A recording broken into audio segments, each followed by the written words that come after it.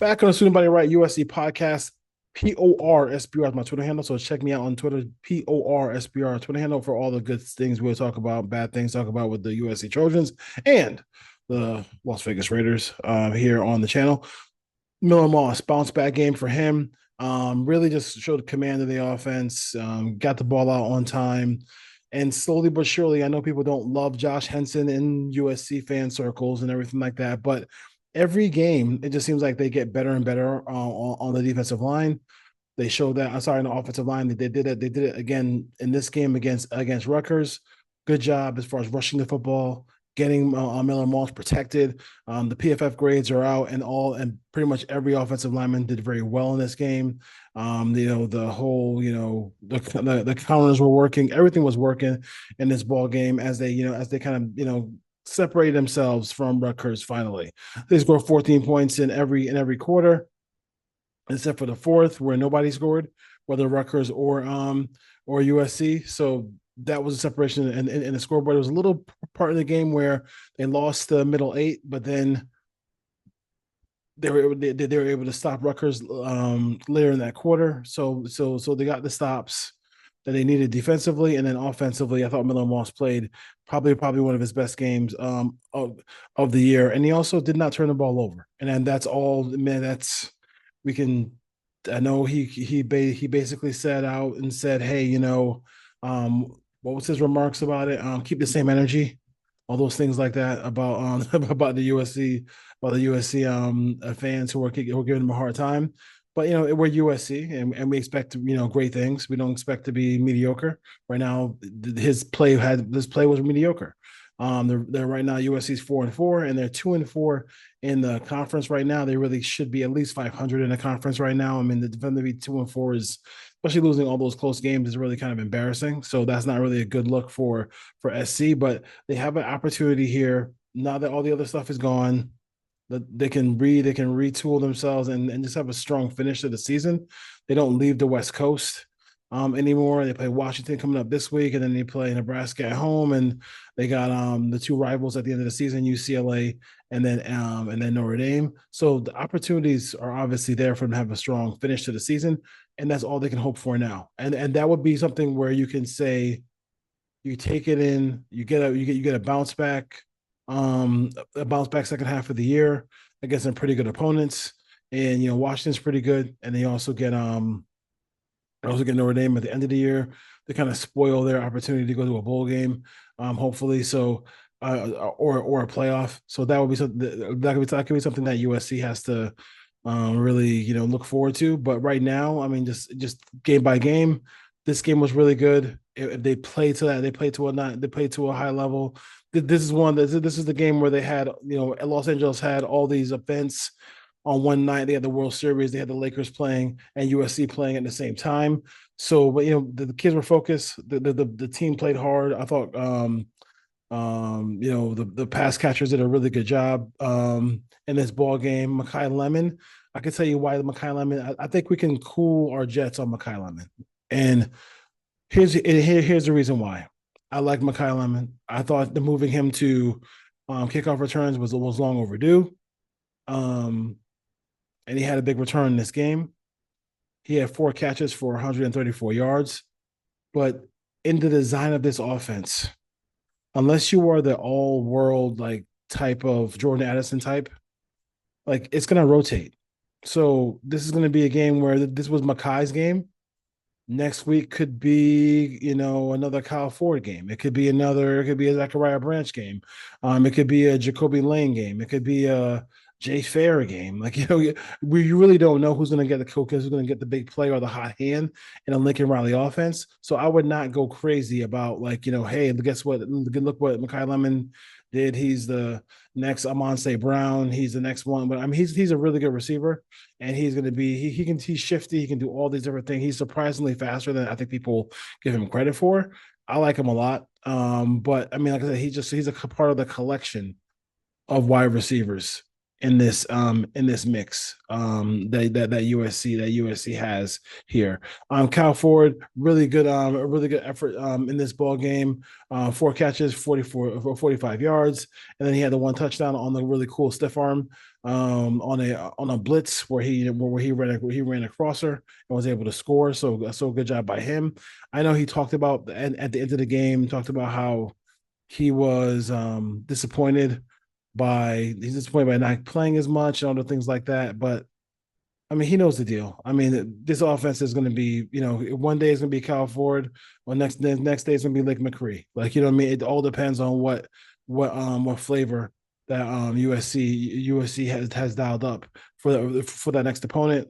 That's why they have a myriad of guys who can do a multitude of things in the wide receiver room. So I would not worry about that. Kyle Ford did fumble in the game too, but I think Jay Fair was the guy who was Johnny on the spot to kind of corral that fumble and keep everything going in the right direction. Miller Moss also had a rushing touchdown as well, so I know people were clamoring for that. And then yeah, and I think he got in the game a lot. I don't think he threw a pass though. Yeah, Jaden Mayava got into the game, didn't throw a pass, had a really sweet run in the game for a first down, but did not get in the game.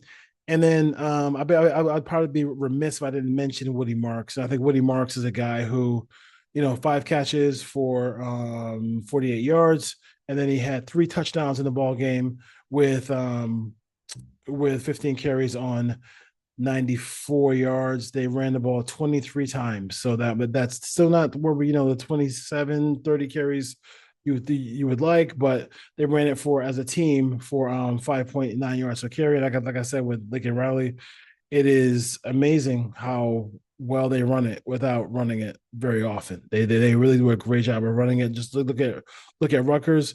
Rutgers ran it for 42 times for 121 yards, and they only ran it for 2.9 yards per carry.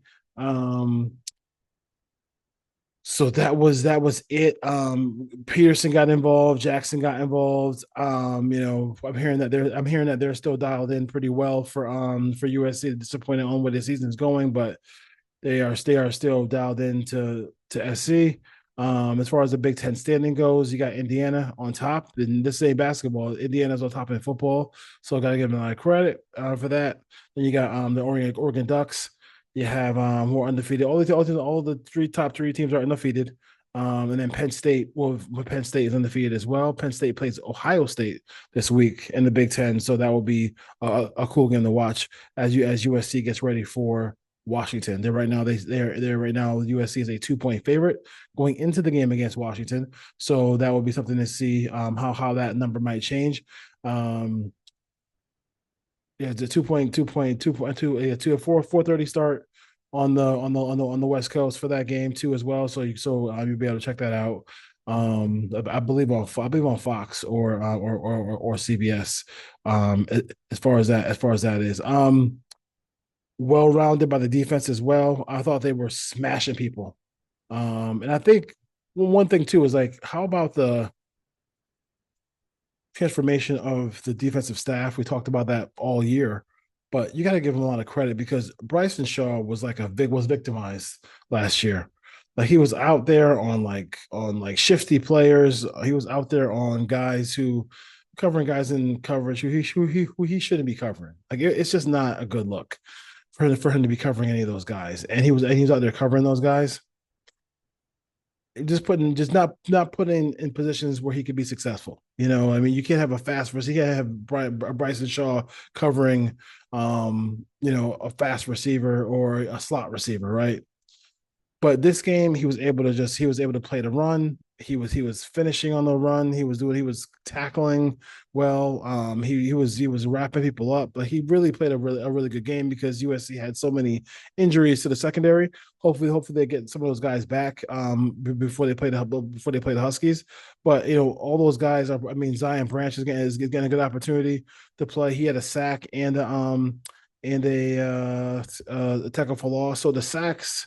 I think Gavin Meyer had a sack. Zachariah Branch had a sack.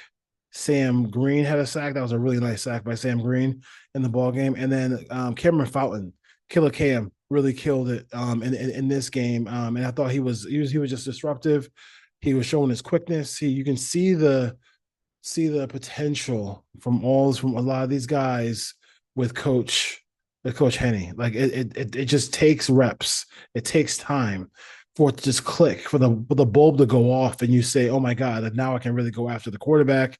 Now I know why he wanted me to do this move against this technique by an offensive lineman." All those things like that. And they're learning learning all the stuff that he was teaching Aaron Donald. Like, you know what I mean? Like this is what he's here. This is what he's here for. So I'm excited to see that. Shelby got involved as well, too, with a couple tackles, and Desmond Stevenson as well. There was one guy I didn't want to. Devin Tompkins is getting a lot of burn, and Devin Thompson is playing better and better every week. Like, he really, really is kind of solidifying himself with this defense. And I just think you got some guys who, now the one thing they lack on this defense is probably maybe a bona fide star. But I think once you get that bona fide star with a bunch of guys who know this defense and know what to do and know how to take advantage of these opportunities, it is good to see a game where USC got home. They were getting close with some sacks, but it was good to see them actually get home on some sacks. That's what I was excited about, to see them actually get home on some sacks. And you could say they're playing Rutgers. At this point, when you're on a 3-game losing streak, it don't matter who you're playing. It don't matter who you're playing at that point. You got Macarena Arnold, 11 tackles, six solo, and then one tackle for loss. And then Mason Cobb had let's see, he had one pass deflected, and he had nine total tackles, and then 4 solo tackles as well. So USC, everybody kind of got into the act here.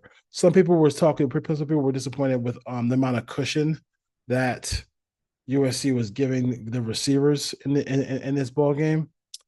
And I think the one thing I would say about that is a lot of people were missing in this game.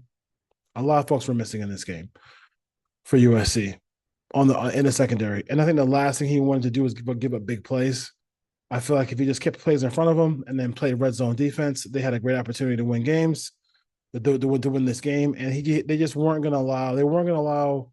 I think Rutgers got one ball over their head, but they didn't want to get. I think Coach Lynn does not want to give up a ball over his head in this game. And give him a big play. Just help with the running game as much as you can.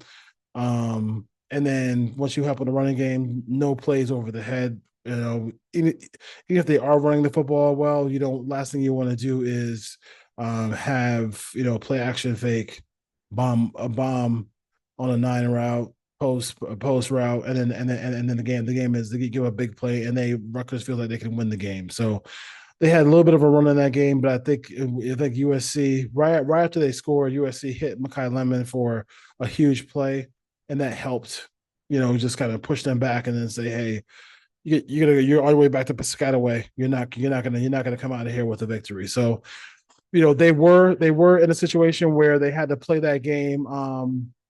They weren't in a position where they had to play that game at 11 o'clock, their body clock time.